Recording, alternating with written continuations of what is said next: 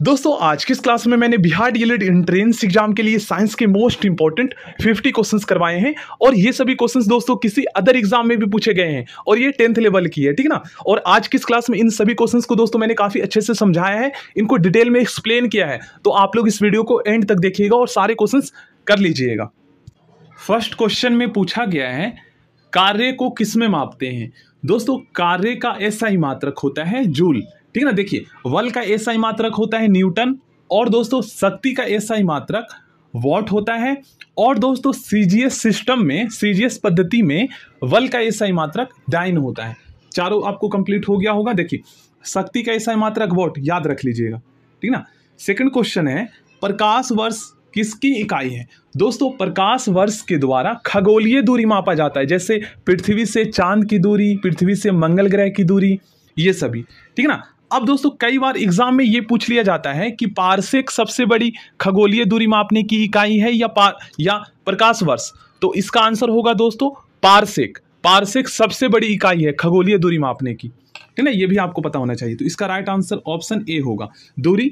अगर दोस्तों दूरी के अलावा साथ में यहाँ पर किसी अदर ऑप्शन में खगोलीय दूरी लिखा होता तो फिर वहां पर आपको खगोलीय दूरी सिलेक्ट करना होता, क्योंकि यहाँ पर खगोलीय दूरी नहीं लिखा हुआ है तो हम दूरी ही सिलेक्ट करेंगे, ठीक ना। देखिए बल की एसआई मात्रक क्या है, तो यहाँ पर इसका राइट आंसर होगा न्यूटन। अब दोस्तों यहाँ पर अगर बल की एसआई मात्रक सीजीएस पद्धति में लिखा होता तो सिंपली यहाँ पर इसका राइट आंसर हो जाता हमारा डाइन, ठीक है ना। एक खगोलीय इकाई संबंधित है। देखिए सूर्य एवं पृथ्वी के बीच की दूरी ये भी सही है, चंद्रमा एवं पृथ्वी के बीच की दूरी ये भी सही है क्योंकि ये खगोलीय दूरी है। सूर्य एवं चंद्रमा के बीच की दूरी ये भी सही है, उपयुक्त में से कोई नहीं। देखिए तीनों सही है। फर्स्ट क्वेश्चन में दोस्तों पूछा गया है कार्य को किसमें मापा जाता है, तो कार्य का एसआई मात्रक होता है दोस्तों जूल और दोस्तों बल का एसआई मात्रक होता है न्यूटन और दोस्तों शक्ति का एसआई मात्रक होता है वॉट और दोस्तों सीजीएस सिस्टम, सीजीएस पद्धति में बल का एसआई मात्रक होता है दोस्तों डाइन, याद कर लीजिएगा। देखिए सेकंड क्वेश्चन है प्रकाश वर्ष किसकी इकाई है, मतलब प्रकाश वर्ष के द्वारा क्या मापा जाता है, तो प्रकाश वर्ष के द्वारा दोस्तों सूर्य एवं पृथ्वी के बीच की दूरी मापा जाता है। एक प्रकार से दोस्तों ये खगोलीय दूरी मापने की इकाई है, ठीक है। तो यहाँ पर दूरी लिखा हुआ है तो यही सही होगा, क्योंकि इसका राइट आंसर तो खगोलीय दूरी होता है, लेकिन खगोलीय दूरी नहीं है ऑप्शन में, तो यही सही होगा। नेक्स्ट क्वेश्चन है हमारा बल की एसआई यूनिट क्या है, मतलब बल को किसमें मापा जाता है, तो बल का एसआई मात्रक होता है दोस्तों न्यूटन, ठीक है ना।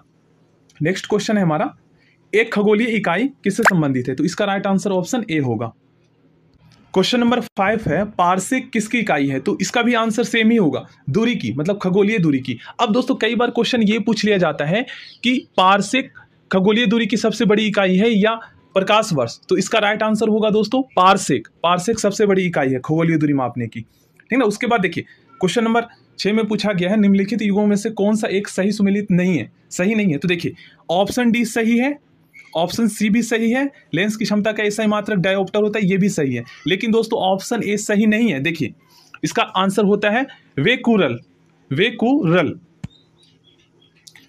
क्वेश्चन नंबर 7 करते हैं, तो ल्यूमेन किसका मात्रक है, ये इस क्वेश्चन में पूछा गया है, तो इसका राइट आंसर होगा ज्योति फ्लक्स का, ऑप्शन बी। क्वेश्चन नंबर 8 करते हैं, तो भौतिक मात्रा ज्योति की इकाई क्या है, ये इस क्वेश्चन में पूछा गया है, तो इसका राइट आंसर होगा option C lux.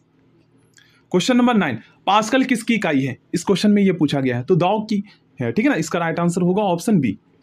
Next question है कैंडेला किसका मात्रक है, ठीक है ना, तो इसका राइट आंसर होगा दोस्तों ऑप्शन डी ज्योति तीव्रता का।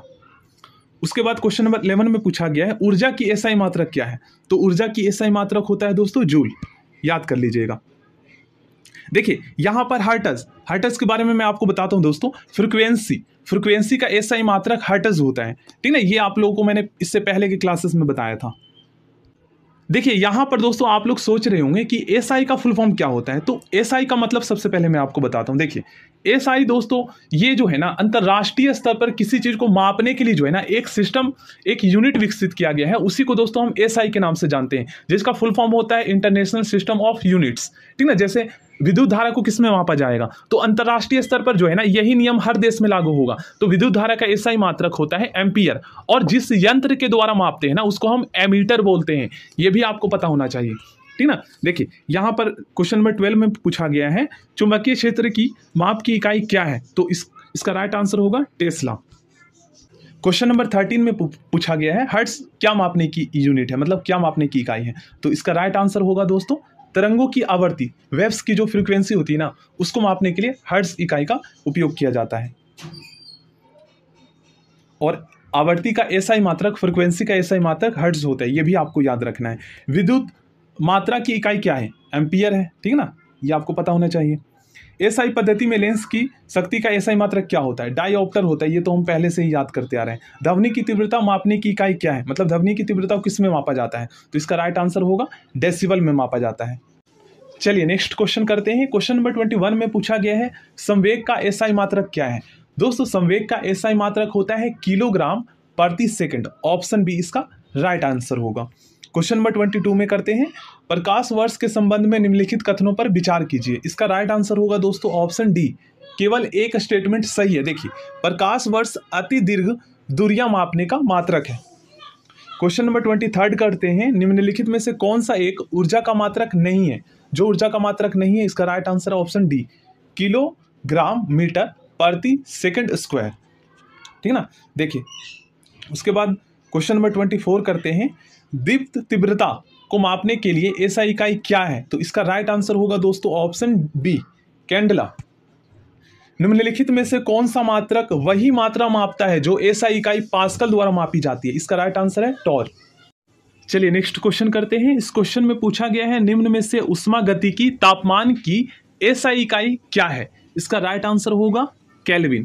क्वेश्चन नंबर 27 में दोस्तों ऑलरेडी मैंने इनके आंसर्स को मैच कर रखा है, यहां पर आप लोग देख सकते हैं, ये यूपीएससी के एग्जाम में भी पूछे गए हैं।